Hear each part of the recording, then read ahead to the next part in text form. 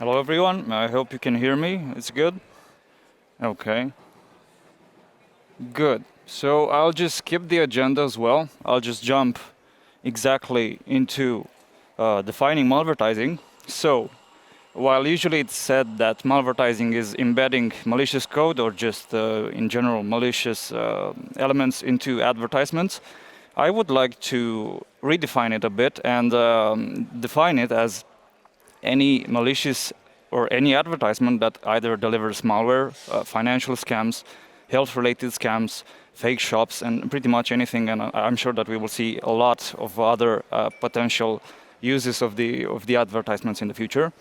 The advertisements can appear on social platforms such as Meta, like Facebook, Instagram, and Threads, and all of the underlying platforms, TikTok, Pinterest, and a lot of others. But it is not limited only to social media platforms. So advertising services such as Google, Microsoft, Yahoo, and a lot of others, a lot of third parties, are also facing the problem of malvertising. And the thing with these services is that they can reach a lot of other platforms through their ads.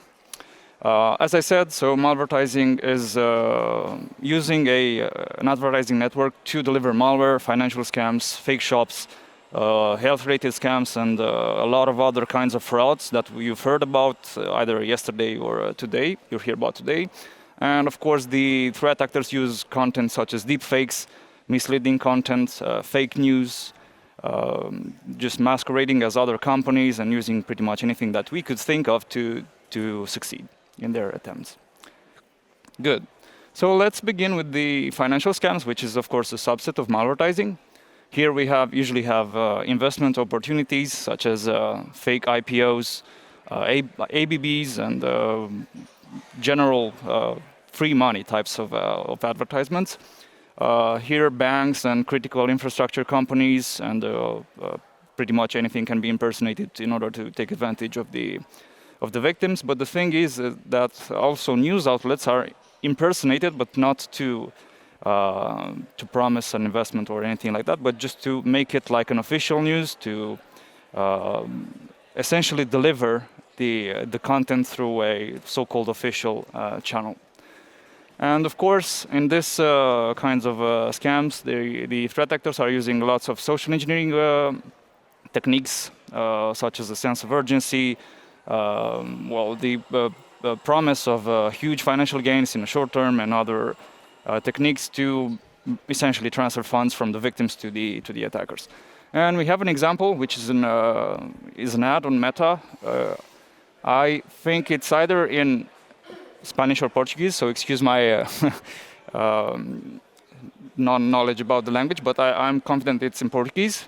They usually use like news, exceptional news about certain events in which they usually say that some people are being censored about talking about huge investment opportunities. And we have another example. This one is, of course, AI generated, and it promises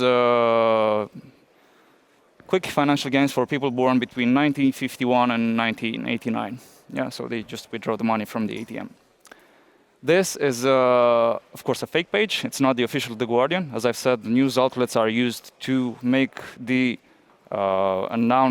fake announcements look more official. And here, I'm not sure if everybody can see it, but there is an Evo coin being advertised.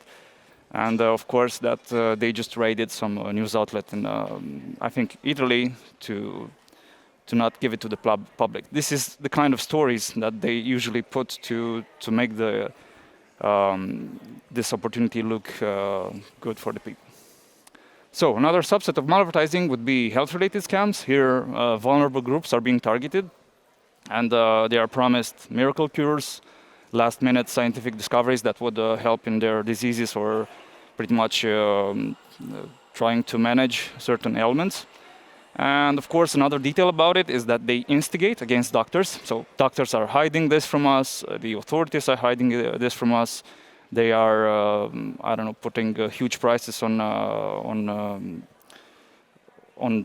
supplements. And this is the catch that they usually try to to sell in these ads. And of course, that they might actually send you something. They might actually send you a product, but it's usually a questionable supplement, or you would just end up being fully scammed and not receive even a supplement. And this is an ad also from Meta. It's in English, and it of course promises a tinnitus cure, which maybe some of us will know that is incurable, but is surely incurable using this questionable supplement.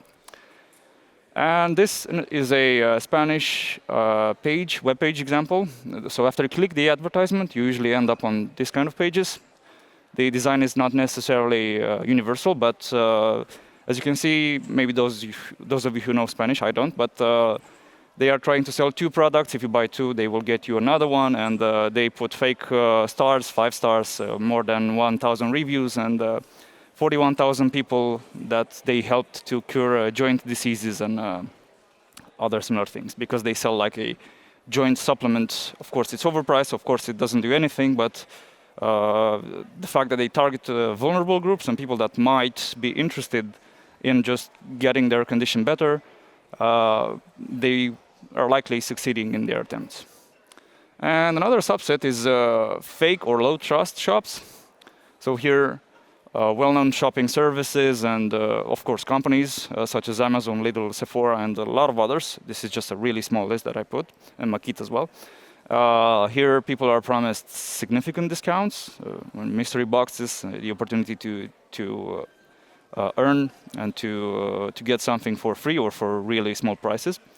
And as a hook, they use like store closures. So we are closing the store, we are selling everything, 80% discount, or they're just using emotional story hooks, such as ex-employees that want to take revenge on the stores, or pretty much anything like that. It's like before, they usually put a lot of effort into manipulating people to click the ad and then just try to make you buy the final product or just enter your details.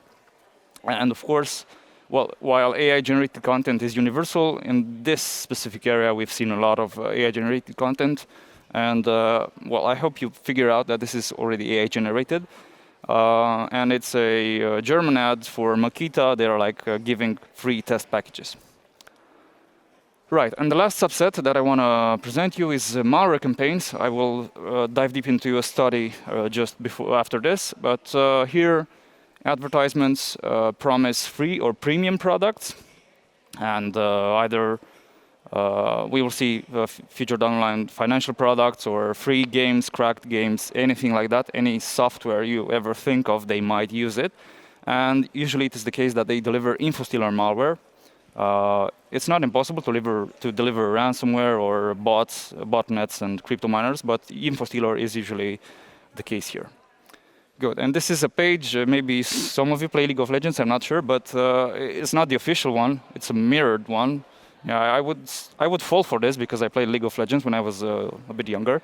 The thing is, if you click download for Windows and you execute the software, it's just a malware, it's not the League of Legends game. Great, and now we'll dive deep into our first case study. So these are names for the same malware strain that is delivered through malvertising. So JSCL and Weevil proxy, we've tracked this for over a year, and we are still tracking it right now. And well, it's not really good to say this, I'm still sure that we'll track it for a lot more. So the hook here is sponsored ads on Meta, Google. They've used YouTube. Yeah, you can put like separate YouTube videos, or you can just put video ads on YouTube through Google Ads. They impersonate trusted brands such as TradingView, Binance, Bytebit, Wise.com, Remitano, but it's not only financial or crypto related. They might use games, they might use certain softwares that appear in a given period.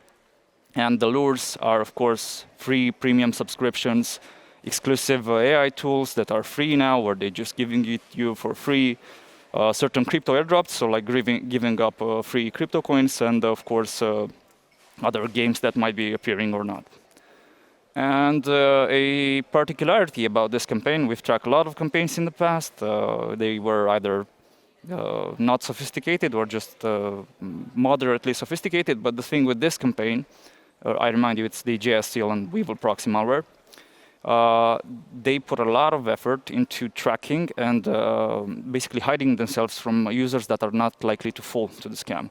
So if you're someone like me or Alexandra or Razvan or other colleagues from Bitdefender, and you try to investigate this, you click the ad when you see it on the feed, you might end up on the malicious page once, but if you don't do anything like the normal user, like downloading the software, executing it, and falling for the malware, you would end up blocked because they track you through campaign parameters. When you put ads on every platform, you can put query parameters such as UTM campaign, Facebook click ID, and a lot of others to track the users and what they actually do if they open the page, if they click a button on the website, and other things that you might end up thinking about or not.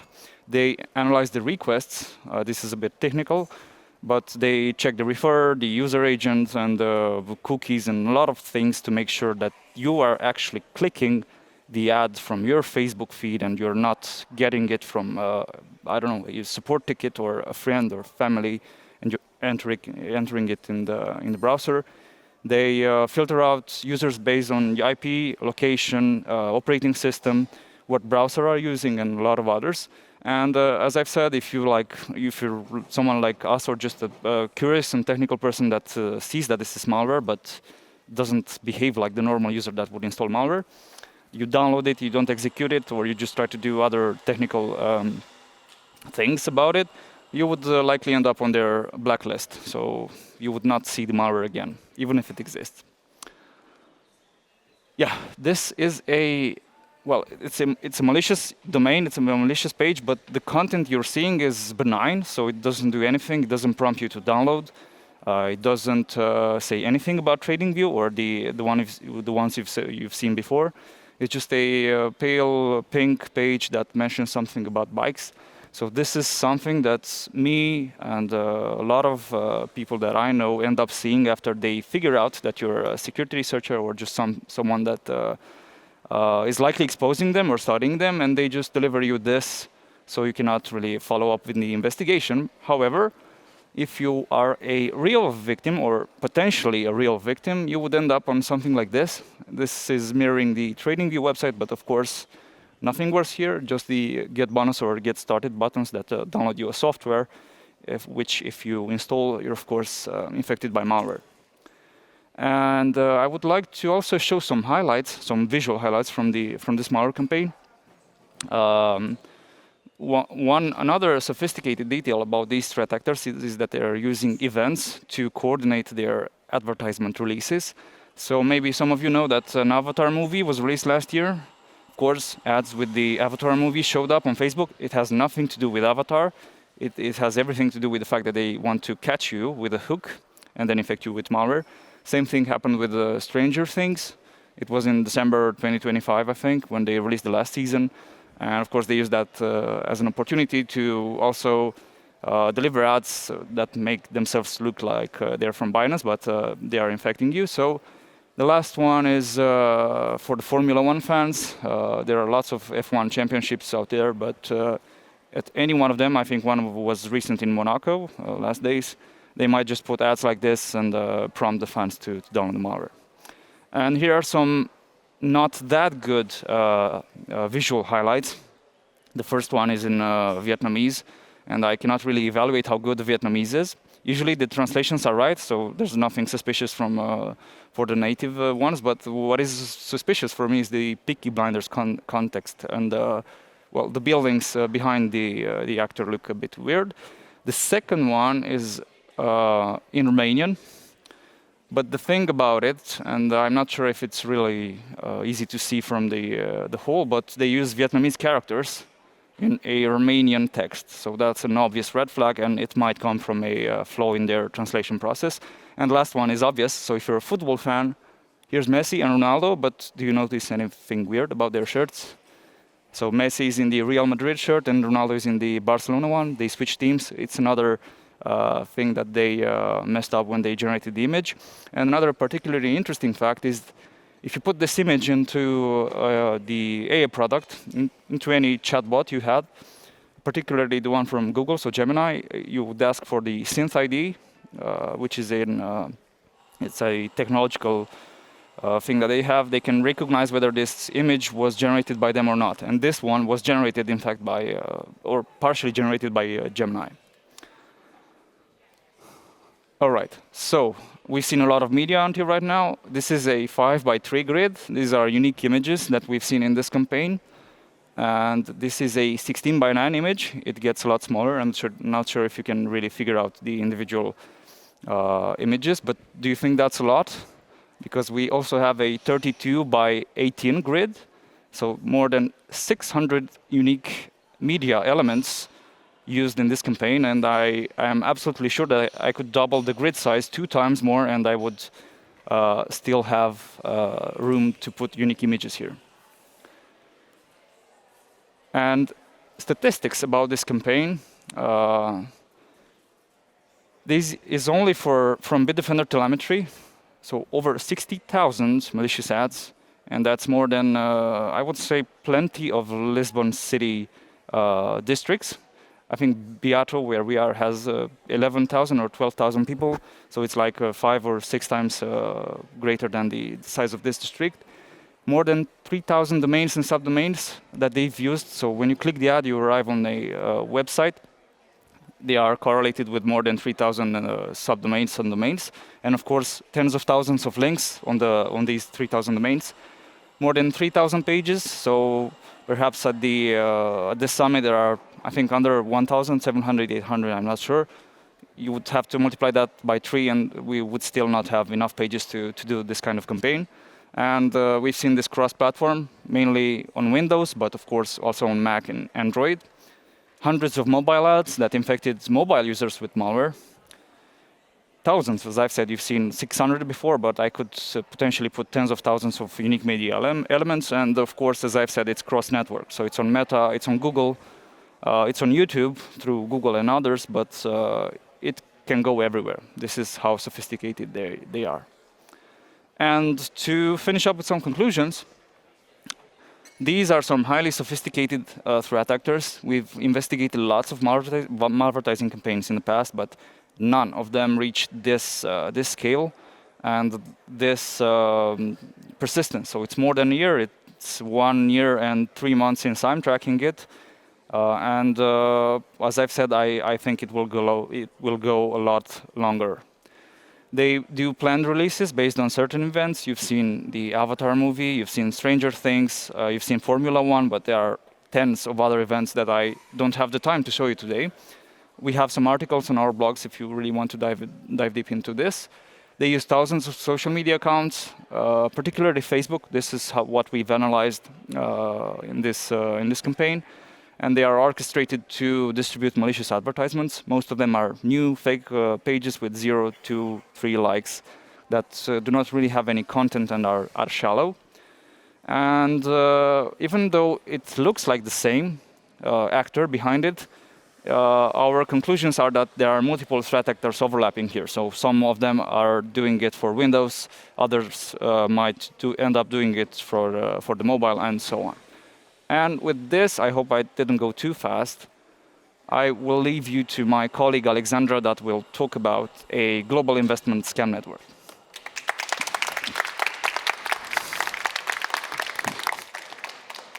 Hello, can everyone hear me?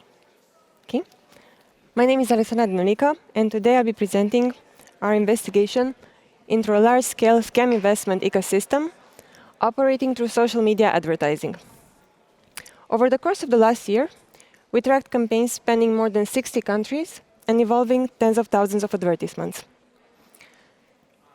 Our record indicates that we're no longer dealing with isolated scams, but with a scalable ecosystem that is operating at a global scale. Today, I'll walk you through how these campaigns work, how they adapt to different markets, and what makes them so effective at gaining victims' trust. One of the most striking findings was the scale and adaptability of this ecosystem. As I said before, these campaigns appeared in over 60 countries across multiple continents. But what stood out even more is how highly adaptable these campaigns are. The actors are continuously rotating domains, narratives, landing pages, and celebrity personas adapting faster than moderation systems could react. What we uncovered is likely only a small visible fraction of an even larger operation. So, at first glance, these complaints looked completely different. They were from different countries, languages, and using different brands and personalities. But at a closer look, we started to see some narrative structures appearing. The actors were simply swapping locally trusted media outlets, financial authorities, and emotionally charged confrontation narratives. Of course, this isn't an isolated template. What you see on this slide is one of the many narrative structures we identified across this broad ecosystem. What makes these campaigns so effective is the fact that they follow a repeatable persuasion funnel. Each step is systematically engineered to build trust while guiding victims towards a financial commitment. The first step is what we call the trusted surface. The victim is presented with an ad that appears to be from a legitimate source, like a trusted media brand, or even a verified Facebook page. This has the goal to lower skepticism before any investment claim is even made. Then comes the emotional trigger.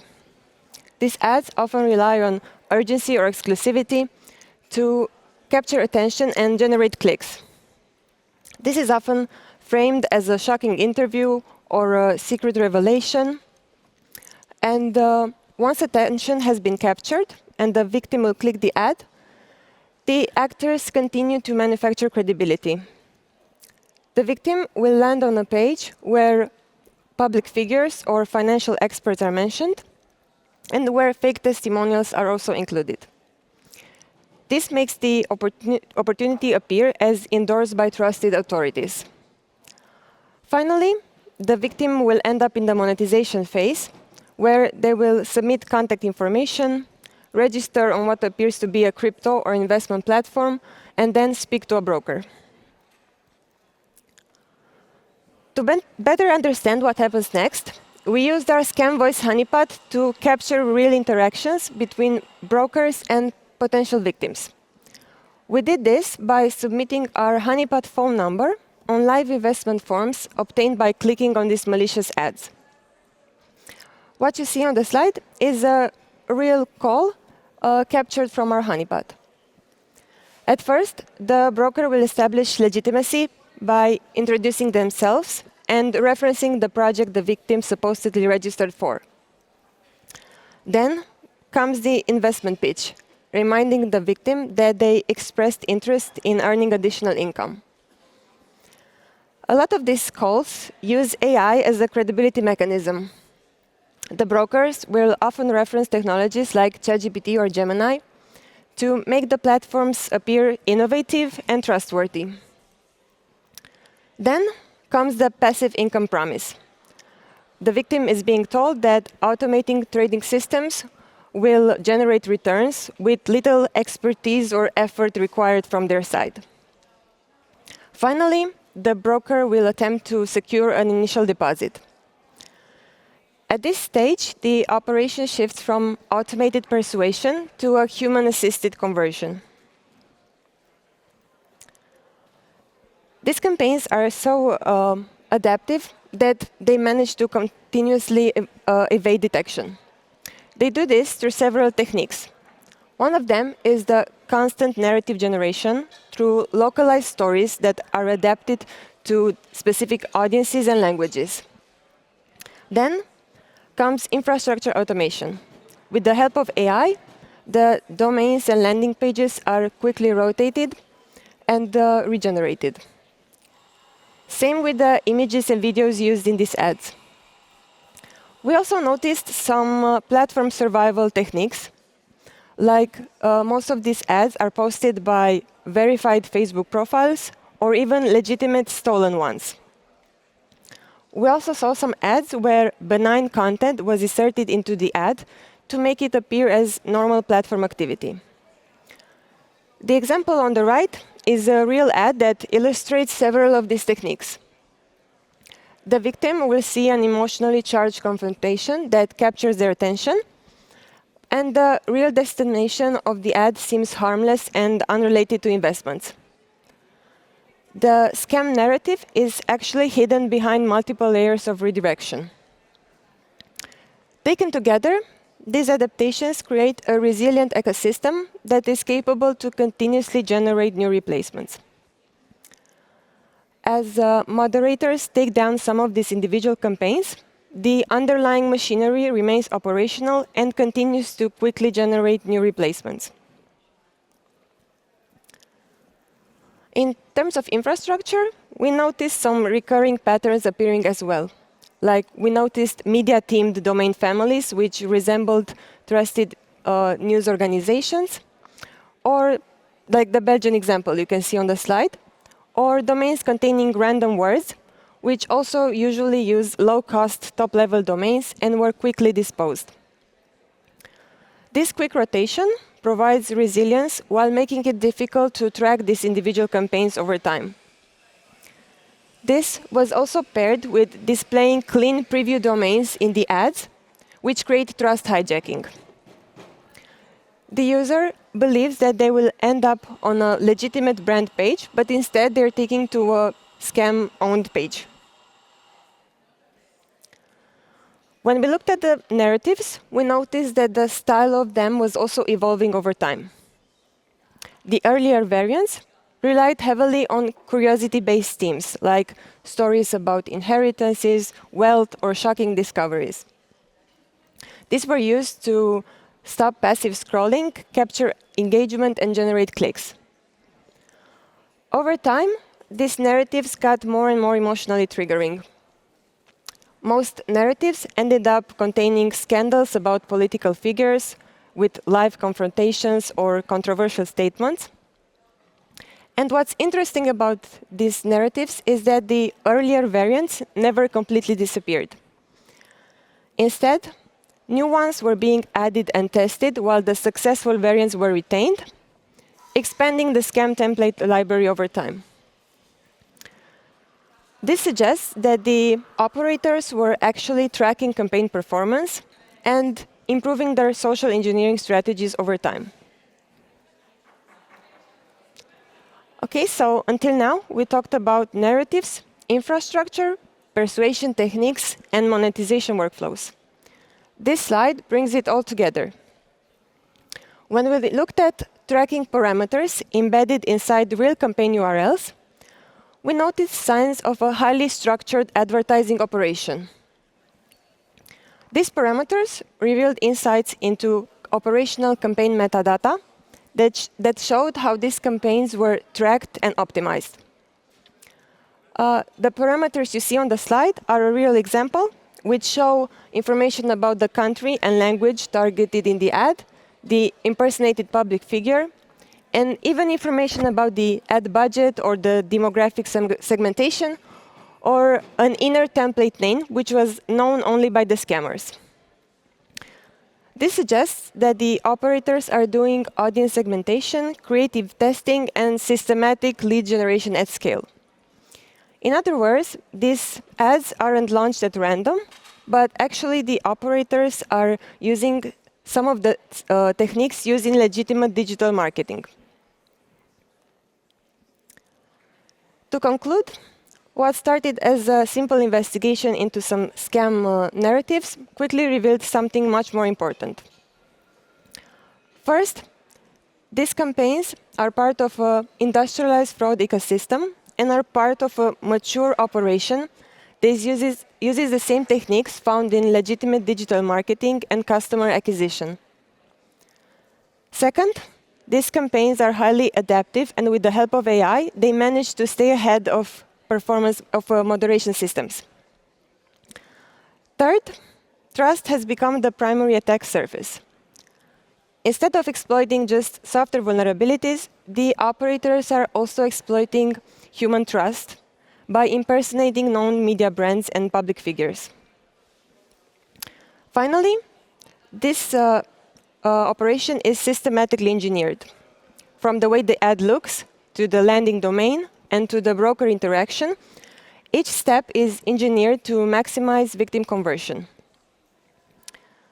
I think the main takeaway from this is that we're no longer seeing just isolated scams, but we are dealing with a industrialized fraud ecosystem that is capable of operating across dozens of countries at the same time, while continuously adapting and evolving. Thank you.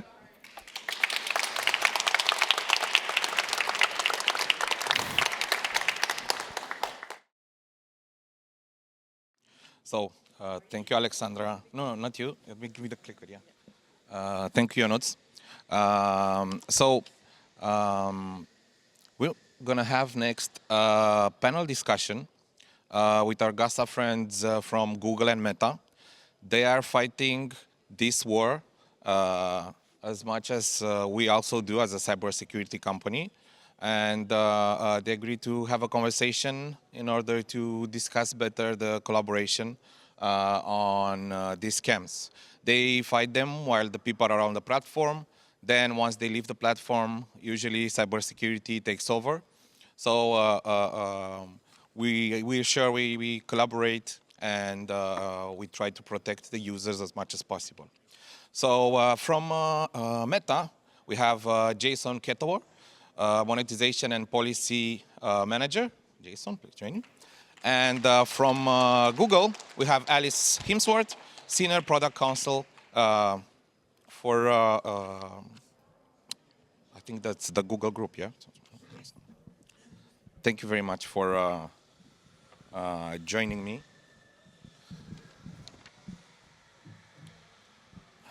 So,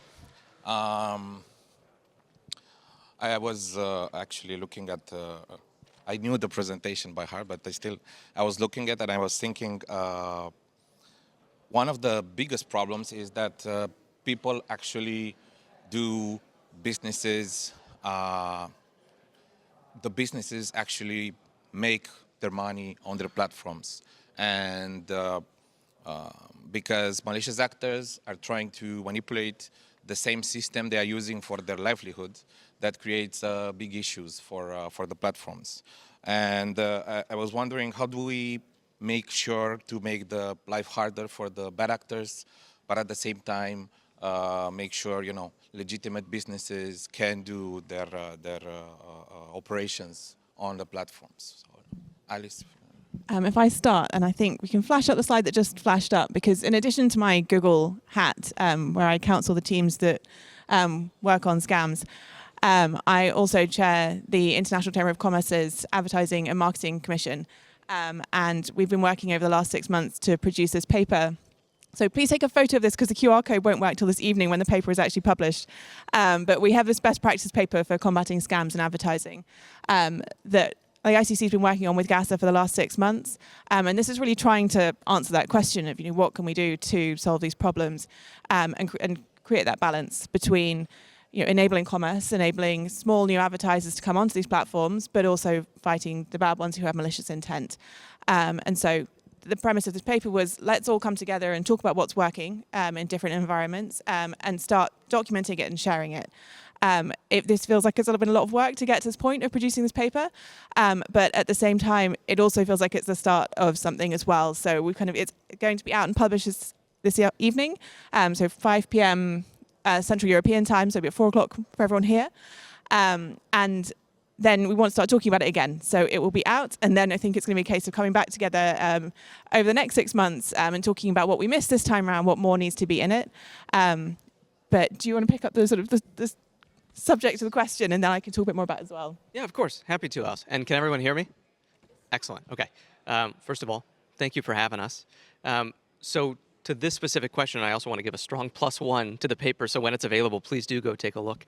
And I think something that we would touch on from the Meta standpoint is we really try to apply a layered set of approaches to solving the problem that is scams or fraudulent behavior on our platform.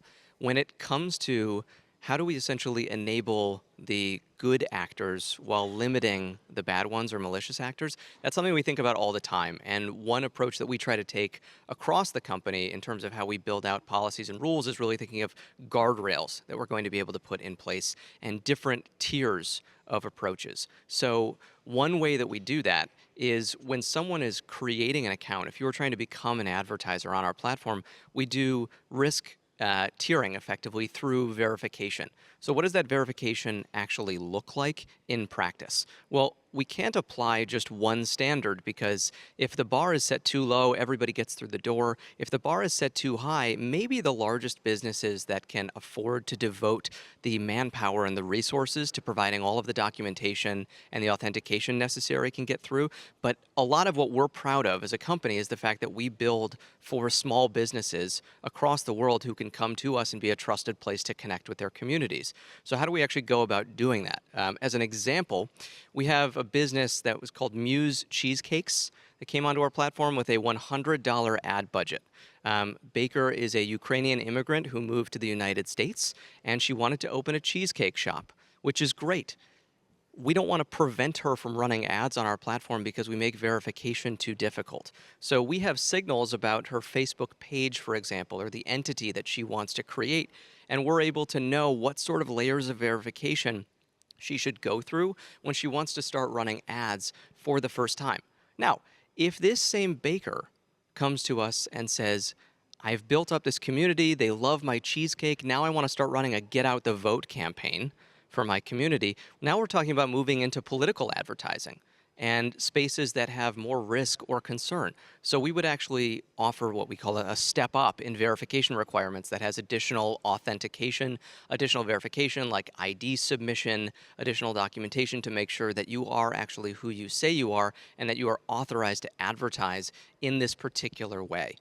The other thing that I would touch on is we have, some of you may be familiar with, at Meta, we have what we call our ad auction, which is the way that an ad actually gets shown to a person. I think there's something of a common or even pervasive belief that just the highest bidder, whoever's willing to pay the most, shows the ad on Meta, and that's really not how our system works. The goal is to show the right ad to the right person at the right moment in time. And the way that we do that is actually figuring out what's relevant to people and what's meaningful for them. In order to do that, we have to assess the ad itself. And a major part of that assessment is looking at the quality of the ad.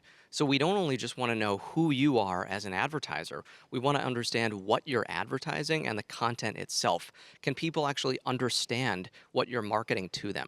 One thing we see with a number of new advertisers is that they end up being marked as lower quality advertisers. That's not necessarily because they're trying to engage in scams. However, a lot of entities that are trying to engage in scams do have lower quality advertisements. So how do we really parse those? That's a lot of what we work through on the day-to-day, because we don't want to block a new business that has just an ad that's filled with a lot of text from being able to run the advertisement on our platform. We want to do some hand-holding and actually help to give them guidance over time so that they can continue to grow and build their business while also making sure that we continue to lock down the bad actors. Thank you. Thank you. Alice.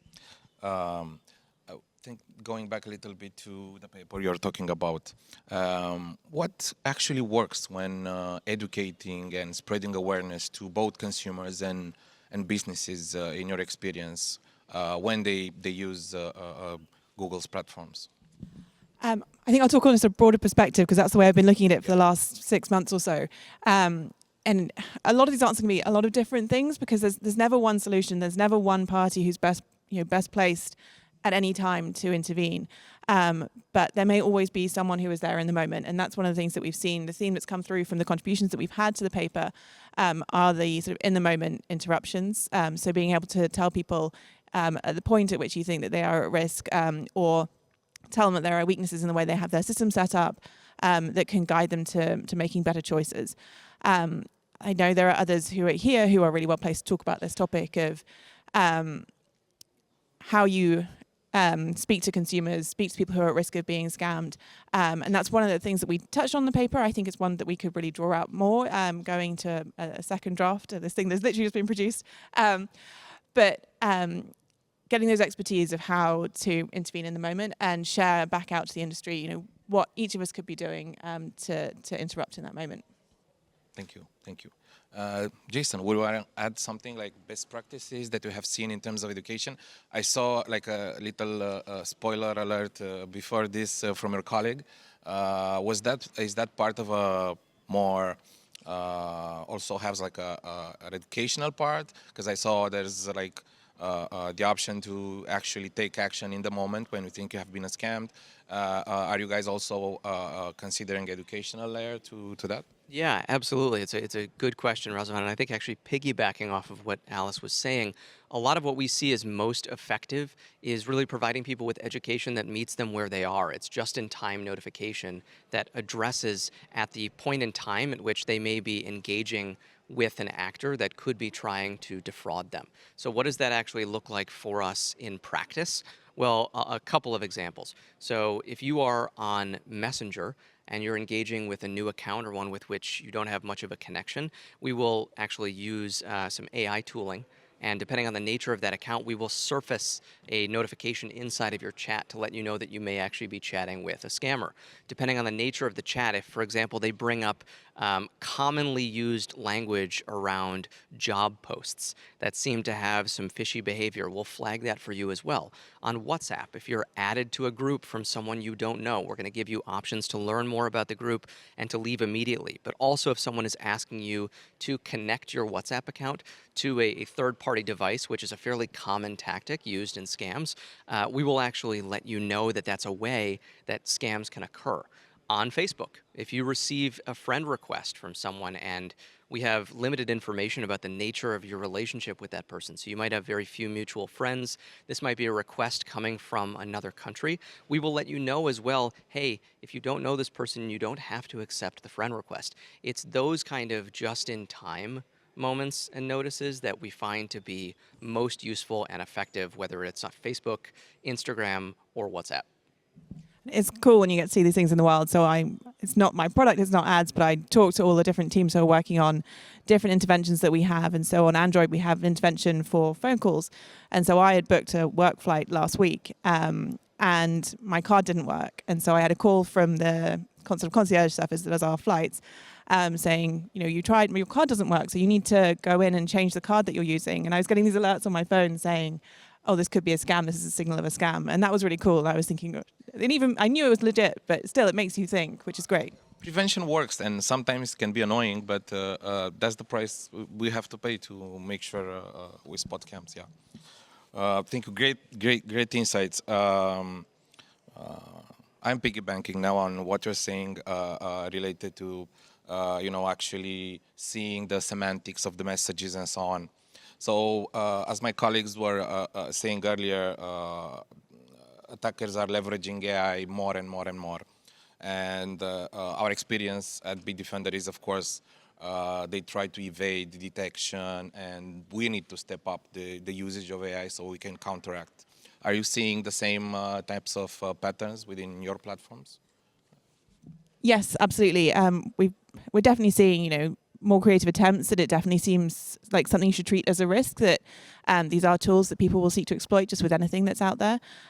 We have ourselves been using AI for our own purposes to detect these sorts of policy violations and fraudulent ads for many years, and they've been very effective, but we're already excited by the opportunity that we now have to scale up our efforts to defend against bad actors as you start making more connections between different data sets. And as you're able to find more things within ads that are telling you that there is something going wrong here, something doesn't quite match up.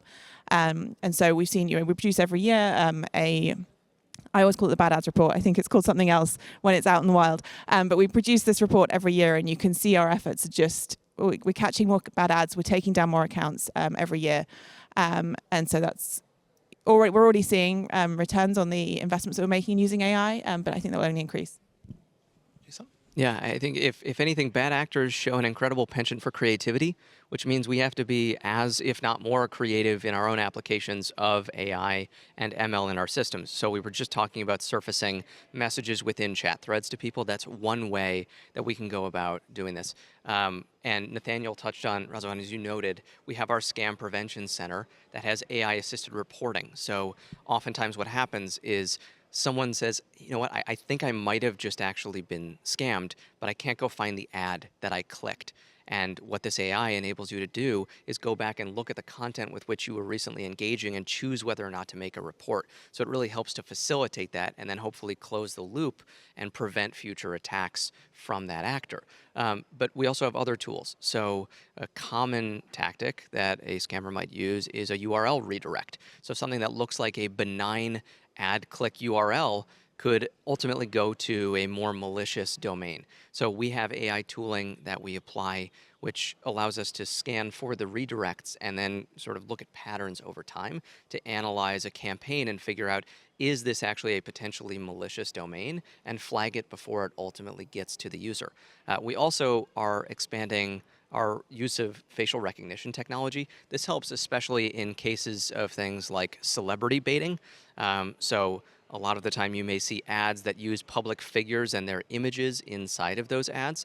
So if an ad is attempting to run in that way, we'll take the photo, compare it against public repositories or databases of public figures, and if there's a match, then it's a much clearer signal for us to be able to pull the ad and, of course, to label that actor. And we've seen in our own testing, as we've expanded the use of that face rec, that we're looking at a more than double rate of actually mitigating and flagging and removing these campaigns. Those are great, news that it's getting better every year. Wrapping this up, what would be, let's say, an advice for other companies that have a role in educating and prevention against scams from one of the biggest platforms out there? It's going to be an obvious answer given what I've been talking about, but I would say read the paper. So many of us have contributed to it. So we had multiple platforms contributing, we had different trade bodies contributing, we had regulators contributing, all trying to just come together and put the best information that we have together to say, these are practices that we have found to be really effective to combat scams, and consider how you implement them. So whether that's things like we call it risk-mediated verification, so just what Jason was describing in terms of working out who your customer is, what risk they present to your network, and applying proportionate controls to ensure that you know who they are, that they are able to do the things that they say that they're doing, and then to keep that going over time. So it's not a one and done. You don't look at someone when they enter your platform, keep looking at them, keep scrutinizing everything, and intervene. We talk about a lot of other different things in the paper as well. So we talk about what agencies can do. We talk about ongoing monitoring so that you're looking for themes that are coming across. You're looking at all the information that you're getting about bad actors, implementing reporting mechanisms. That's a really important one. And working with regulators. I think there's you're asking for a message for smaller platforms or other businesses who are looking at this, but also there's messaging in there for regulators as well about what they can do to help us. And so for me, a really important takeaway from the paper and from being able to talk to you all is looking at registry information. And so making sure that registries are best in class so that when we're doing our job of trying to work out whether someone is able to do what they say, we have a great reference point. So we can go to a register and we can say, only this operator, but this operator as well with this domain. So having registries that are up to date, that are kept up to date in real time, and which show domain information will be really important, will really help us to limit the sort of exposure that an account that is allowed to go out and reach users has. So I would endorse my paper that I'm launching today and say that will be a great guide, but also it's meant to be an ongoing conversation. And so have a look at that, take what you need from it, but also join the conversation. So we will be keeping this as a living document, and we want to keep it up to date. So we know, as Jason said again, these bad actors are creative. They're going to change their tactics. So we want this to stay up to date. We want it to be a really broad church in terms of contributions. So please get involved as well. A strong +1, and again, an endorsement of the paper itself and the best practices in there. I think one thing that we're always cognizant of is scams may start on one platform, but they mutate and migrate, and they end up affecting a whole chunk of the ecosystem. So collaboration in this space is absolutely essential. If there is one message that I would love to leave with this audience, it's a continued investment in collaboration is going to be the single biggest thing that helps to disrupt these networks, whether that's the global signal exchange. For example, between October of last year and February of this year, we did some work with Tech Hub in Singapore. They provided signals to us. We were able to take down 31,000 ad accounts on our platform in those few months, and a number of associated ads because of the signals that were shared through GSE. There's also the Fraud Intelligence Reciprocal Exchange. So between those two organizations, there's a lot of opportunity for information sharing and continued collaboration between industry, banks, governments, law enforcement. We actually just had our third sort of combined or joint operation last week with law enforcement in Southeast Asia, where we removed about 1.4 million accounts from our platform. Microsoft suspended another 20,000 accounts. Law enforcement conducted 63 arrests for a scam center, and Coinbase actually took down $3 million worth of cryptocurrency funding. That all happened because of collaborative efforts. I think that's more of what we would push for, and I think that's spoken to very much in the paper itself. But again, that's where we see the most value coming from those joint efforts built across the industry, because what affects one platform is ultimately going to try to migrate to the other. So the more that we're able to standardize the information that we share and make it available to our partners, I think the more effective we can be. Thank you very much, and thank you for joining this conversation. Thank you everybody that attended this, and hopefully everybody learned something new today, and we'll continue the collaboration. Thank you. Thank you for having me. Thank you very much.